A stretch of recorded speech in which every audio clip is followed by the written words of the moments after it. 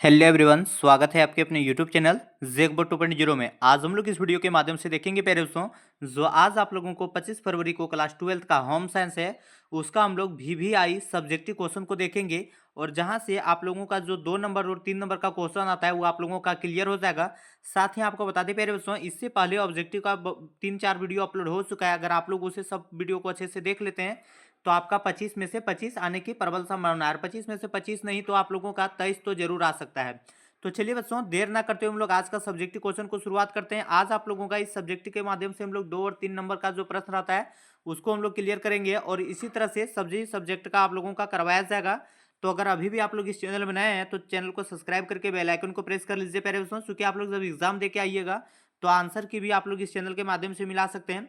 और साथ ही आपको बता दें प्यारे दोस्तों, आप लोगों का जो जिसका जियोग्राफी, सोशोलॉजी और बाकी इकोनॉमिक्स, हिंदी, इंग्लिश जिसका एग्जाम था, मेरे द्वारा जो क्वेश्चन करवाया गया था वही क्वेश्चन, बहुत सारा क्वेश्चन देखने को मिला है। मेरा टारगेट रहता है कि हम वही क्वेश्चन को करवाएं जो आपके एग्जाम में डायरेक्ट देखने को मिलेगा।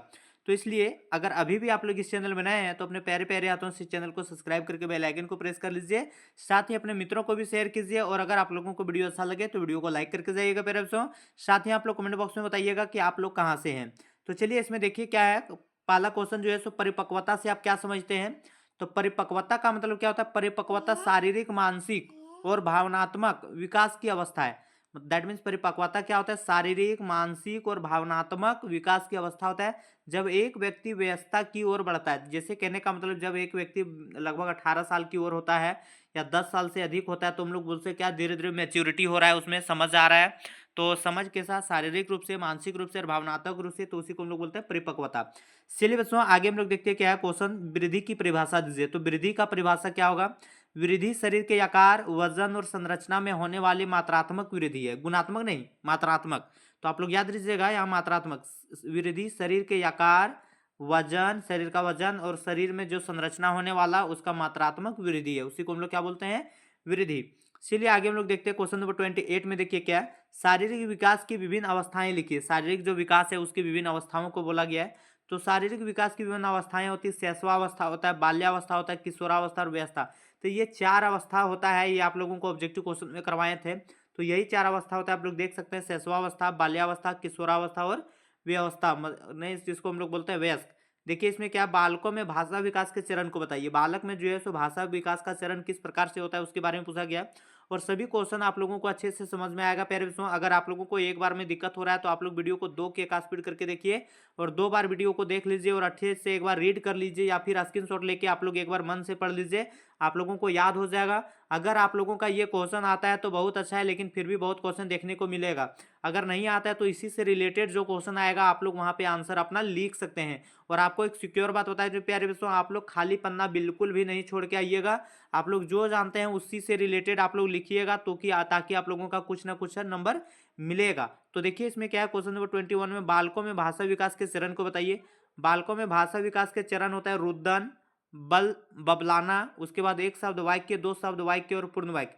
पहले क्या होता है, रुदन होता है, उसके बाद बबलाना जो हिचकिचा के बोलता है, उसके बाद एक शब्द बोलता है, धीरे धीरे 2 शब्द बोलता है, फिर धीरे धीरे क्या होता है, पूर्ण वाक्य बोलता है।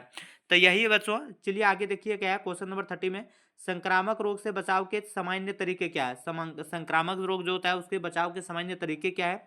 संक्रामक रोगों से बचाव के सामान्य तरीके हैं स्वच्छता बनाए रखना। जो आप लोग स्वच्छता बनाए रखना, अपने घरों के अगल बगल में स्वच्छ बनाए रखना, कीड़ा मकोड़ा जो है सो वैसा लगेगा, गंदगी को गंदगी को साफ करना है, उसके बाद टीकाकरण करवाना, स्वस्थ भोजन करना और बीमारी लोगों से दूर रहना।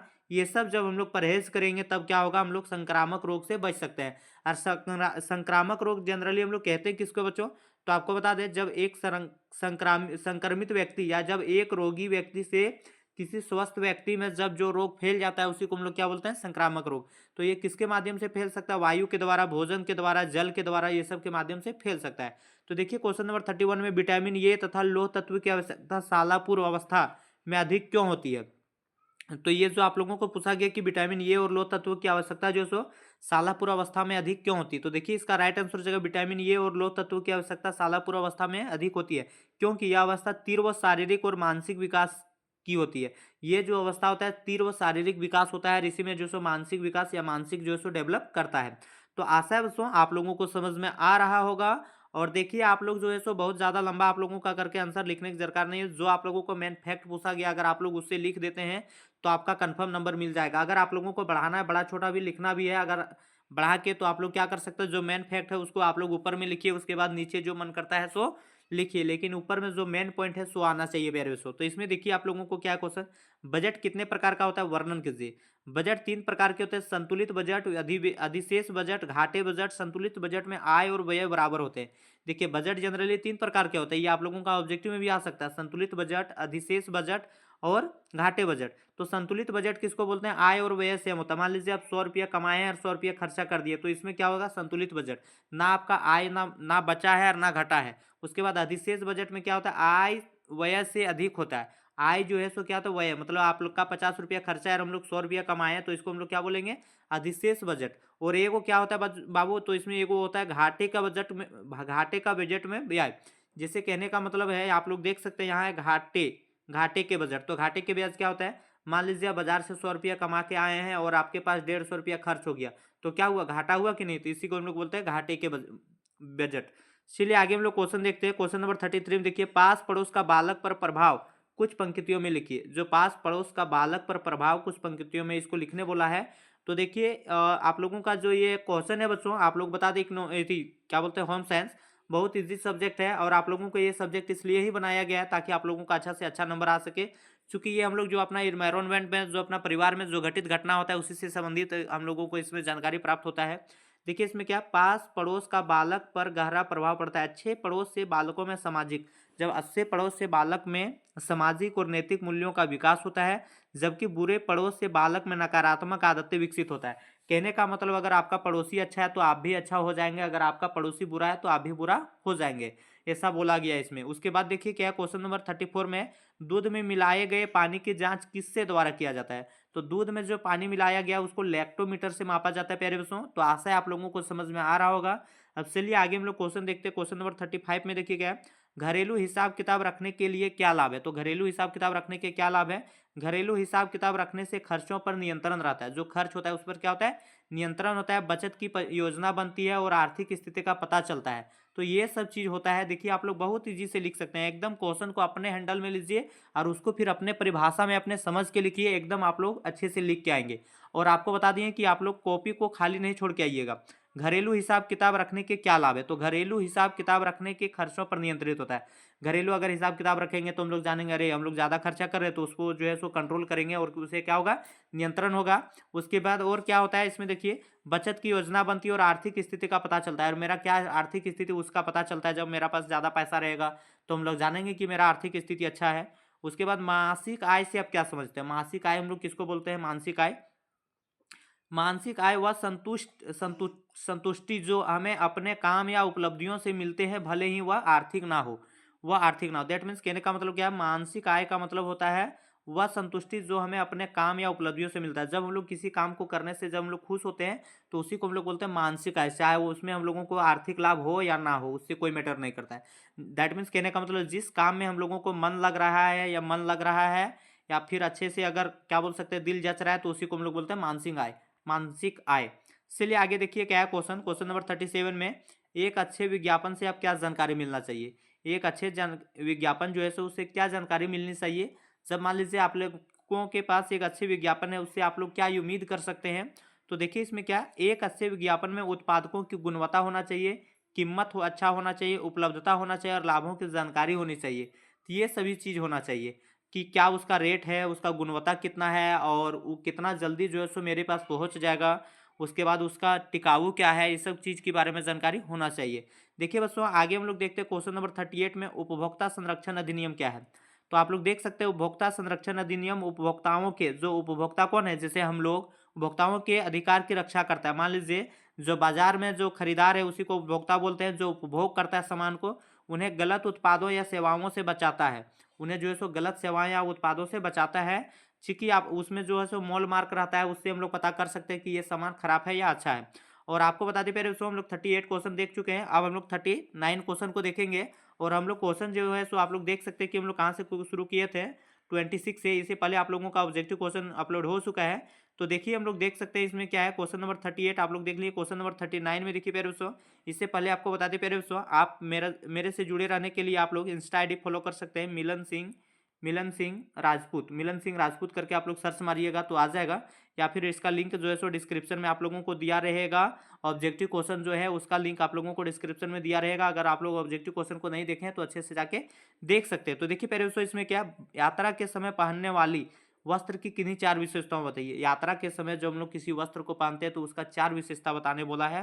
तो इसमें देखिए, यात्रा के समय पहनने वाले वस्त्र आरामदायक हो, हल्के होना चाहिए, आसानी से सूखने वाले होना चाहिए और झुर्रियों से मुक्त होनी चाहिए। झुर्रियों से मुक्त होने का मतलब क्या है, आप लोगों का किसी तरह से परेशानी कपड़ा से नहीं होना चाहिए। उसके बाद देखिए क्वेश्चन नंबर 39 हम लोग देख लिए प्यारे दोस्तों। अब क्वेश्चन नंबर 40 में हम लोग देखते हैं क्या है, कपड़े पर दिस जाने वाले किन्हीं 4 परिसज्जन के बारे में बताइए। तो कपड़ों पर दी जाने वाली परिसज्जन में शामिल है रंगाई, छपाई, सिकुड़न रोधी, नहीं बोलते हैं हम लोग जिसको क्या बोलते हैं, लेदर का पेंट बोलते हैं, या फिर अस्टेसु शर्ट जो बोलते हैं, तो वही होता है रंगाई, छपाई, सिकुड़न रोधी और जल रोधी। तो ये सब जो है सो क्या होता है, ये सब कपड़ा का में यूज किया जाता है। उसके बाद देखिए क्वेश्चन नंबर 41 में क्या है, क्वेश्चन नंबर 41 में बरसात के मौसम के लिए उपयुक्त कपड़े की 4 विशेषताएं। बरसात के मौसम के लिए उपयुक्त कपड़े की 4 विशेषताएं कौन कौन है प्यारे दोस्तों, तो आप लोग देख सकते हैं इसमें, बरसात के मौसम के लिए उपयुक्त कपड़े जल रोधी, जल्दी सूखने वाले, हल्के और गहरे रंग के होने चाहिए। तो आशा है दोस्तों आप लोगों को समझ में आ रहा होगा। और आपको बता दें, टेलीग्राम और व्हाट्सएप चैनल का लिंक डिस्क्रिप्शन में दिया रहेगा, वहां से जाके आप लोग ज्वाइन कर सकते हैं। चूंकि आगे भी आप लोगों को बीए से संबंधित सारी इन्फॉर्मेशन आप लोगों के इस चैनल के माध्यम से दिया जाएगा, और साथ ही आप लोगों का जो बाकी सब्जेक्ट है उसका भी क्वेश्चन वीवीआई क्वेश्चन करवाया जाएगा, जहां से डायरेक्टली या इनडायरेक्टली आपके एग्जाम में ही देखने को मिलेगा। तो चलिए आज का हम लोग लास्ट क्वेश्चन देखते हैं क्या है, किशोरों के आहार में आयोडीन का क्या महत्व है। जो किशोरावस्था होता है हम लोग किसको बोलते हैं, 11 से जो 18 साल या फिर 10 से 18 साल का बीच जो होता है उसको हम लोग किशोरावस्था बोलते हैं। तो किशोरों की अवस्था में आयोडीन का क्या महत्व है। किशोरों के आहार में आयोडीन थायराइड ग्रंथि के सही कार्य के लिए महत्वपूर्ण है, जो विकास और उपापचय या चयापचय, कहने का मतलब, या उपापचय मतलब पाचन की क्रिया को नियंत्रित करता है। कहने का मतलब क्या है पेरेंट्स इसमें, तो देखिए इसमें बोला गया किशोरे के आहार में आयोडीन थायराइड ग्रंथि के सही कार्य के लिए महत्वपूर्ण है, जो विकास और चयापचय, चयापचय मतलब क्या होता है, उपापचय जो पाचन की क्रिया को क्या करता है, नियंत्रित करने का काम करता है।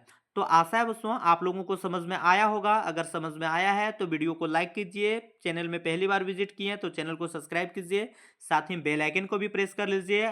थोड़ा सा बिजी होने के कारण हम सब्जेक्टिव का एक ही वीडियो ला पाए हैं, लेकिन फिर भी आप लोगों का काफ़ी हेल्पफुल होगा।